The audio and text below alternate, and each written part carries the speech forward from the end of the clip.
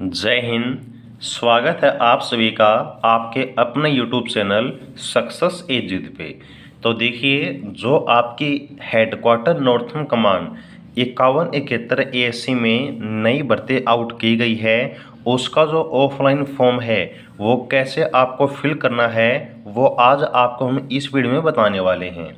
और यहाँ पर इस भर्ती की जो पूरी जानकारी है उसके ऊपर हमने पहले ही डिटेल में वीडियो बनाई हुई है, जिसका लिंक आपको इसी वीडियो के डिस्क्रिप्शन में मिल जाएगा।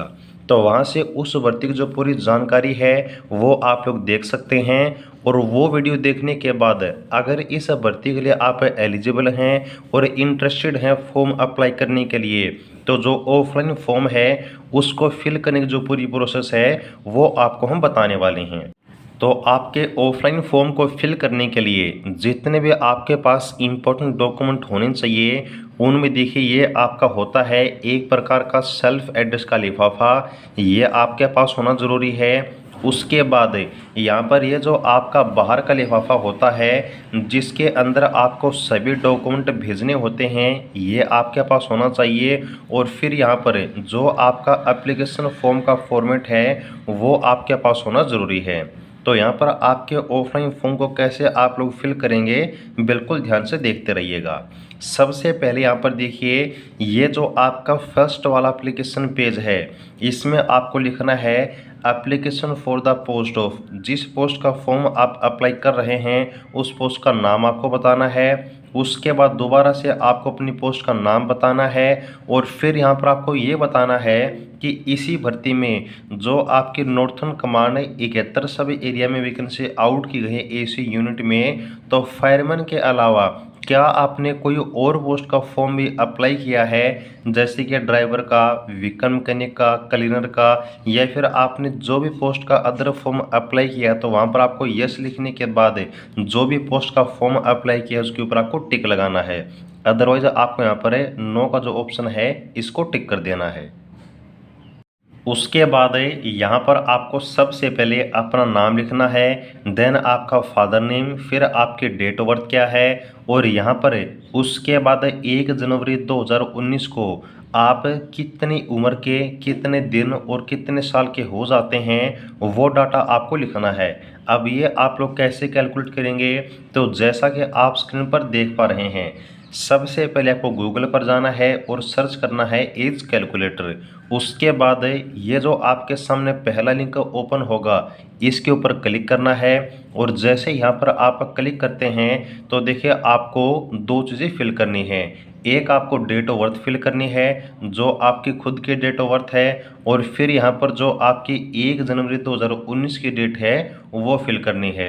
और उसके बाद ये जो आपका नीचे कैलकुलेट का ऑप्शन है इसके ऊपर क्लिक कर देना है। फिर आपके जो 1 जनवरी 2019 के अनुसार ईयर, मंथ और डेज हैं वो ओपन हो जाएंगे, और वो चीज़ आपको देखिएगा यहाँ पर आपके एप्लीकेशन फॉर्म में फिल कर देनी है। फिर आपका आइडेंटिफिकेशन मार्क्स, यानी कि आपके शरीर पर ऐसा कोई कट या फिर ऐसी कोई स्पेशल पहचान जिसे आप वेरीफाई किए जा सकें, वो आपको यहाँ पर लिखना है।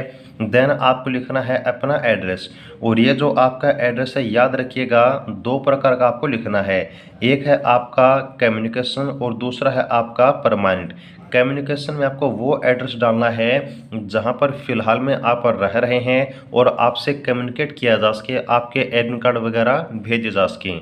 इसके बाद आपको लिखना है परमानेंट एड्रेस, यानी कि जहाँ के आप स्थायी निवासी हैं, जहाँ का आपके पास डोमिसाइल है वो आपको एड्रेस लिखना है। नीचे आने पर आपको अपनी जो ईमेल आईडी है वो लिखनी है, और ईमेल आईडी प्लस में जो मोबाइल नंबर हैं वो बिल्कुल आपको ध्यान से लिखने हैं।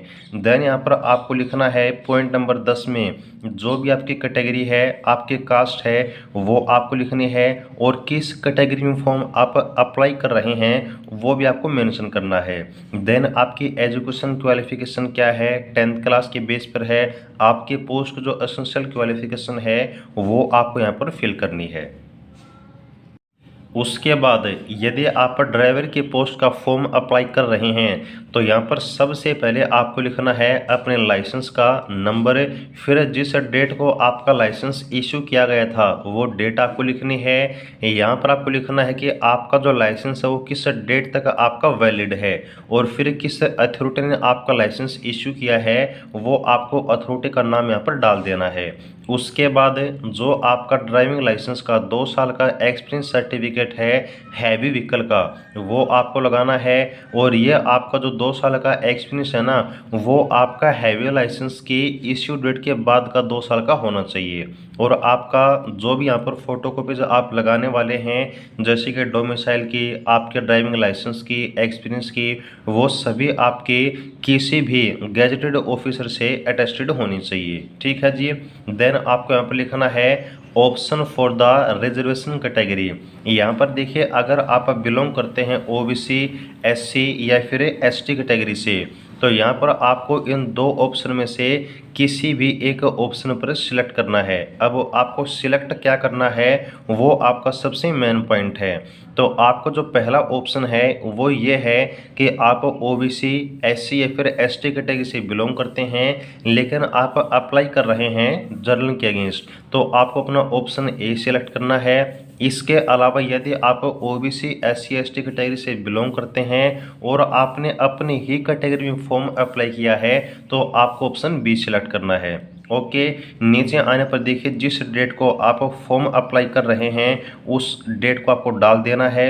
उसके बाद यहाँ पर आपको अपने जो सिग्नेचर है वो कर देने हैं और नीचे की ये जो आपके 2 कॉलम है आपको वो खाली छोड़नी है। उसके बाद आपको फिल करना है जो आपकी डिटेल पूछी गई हैं आपके एडमिट कार्ड में। और याद रखिएगा ये जो आपका पूरा ऑफलाइन फॉर्म है वो आपको सिर्फ और सिर्फ ब्लू इंक बेल पॉइंट से आपको फिल करना है।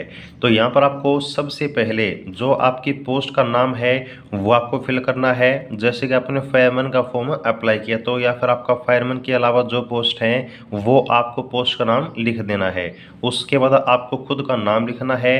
देन यहाँ पर आपकी डेट ऑफ बर्थ आपको लिखनी है और फिर यहाँ पर 1 जनवरी 2019 के अनुसार जो आपकी एज थी वो आपको यहाँ पर लिखनी है।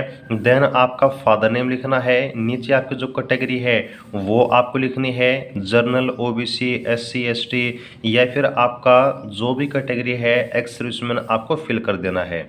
नीचे आने पर जो आपने एड्रेस कॉलम नंबर 7 में डाला था वहीं सेम एड्रेस आपको यहाँ पर डाल देना है।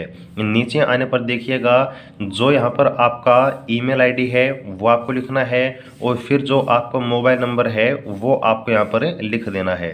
नीचे आने पर फिर से जो आपका आइडेंटिफिकेशन मार्क्स है वो आपको यहाँ पर फिल कर देना है।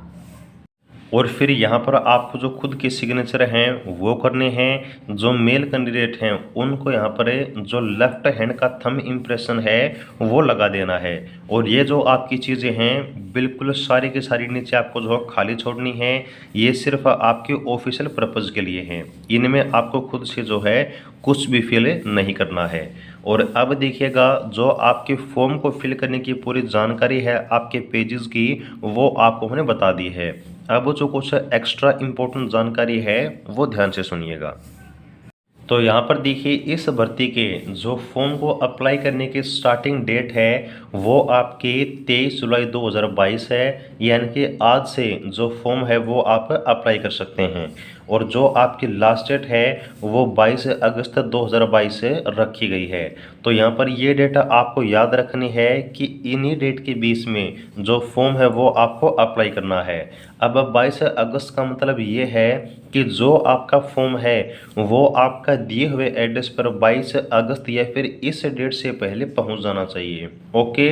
जो आपको डॉक्यूमेंट साथ में लगाने हैं उनमें सबसे पहले आप ये नोट कीजिए कि सभी के सभी डॉक्यूमेंट आपके अटेस्टेड होनी चाहिए किसी भी सर्विंग आपको जो ग्रुप ए या फिर ग्रुप बी का आपका गैजेटेड ऑफिसर्स है उसके द्वारा। ठीक है। देन यहाँ पर आपको जो डॉक्यूमेंट लगाने हैं उनमें आपके एजुकेशन क्वालिफिकेशन की जो सर्टिफिकेट है वो लगानी है। जो आपकी एजुकेशन क्वालिफिकेशन है इसके साथ जो भी आपकी एक्सपीरियंस की सर्टिफिकेट है वो भी आपको लगा देनी है।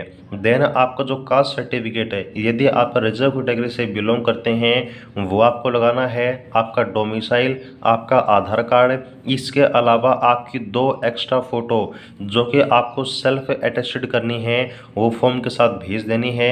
और एक आपका सेल्फ एड्रेस का लिफाफा जिसके ऊपर आपको 45 रुपये की जो डाक टिकट है वो आपको लगानी है। ओके। और यहाँ पर जिस एड्रेस पर फॉर्म आपको भेजना है वो यहाँ पर आप सभी देख सकते हैं। ये आपका कमांडिंग ऑफिसर है 5171 का जो आपका एएससी का एड्रेस है, इसके ऊपर फॉर्म आपको भेज देना है। अब इसमें देखिए जो आपके लिफाफे हैं वो सबसे आपके इम्पोर्टेंट पार्ट हैं ऑफलाइन फॉर्म के लिए। तो इसमें आपको क्या करना है, यहाँ पर ये जो आप लिफाफा देख रहे हैं देखिएगा इस प्रकार का, ये आपका है सेल्फ एड्रेस का लिफाफा। किस प्रकार का लिफाफा है? सेल्फ एड्रेस का।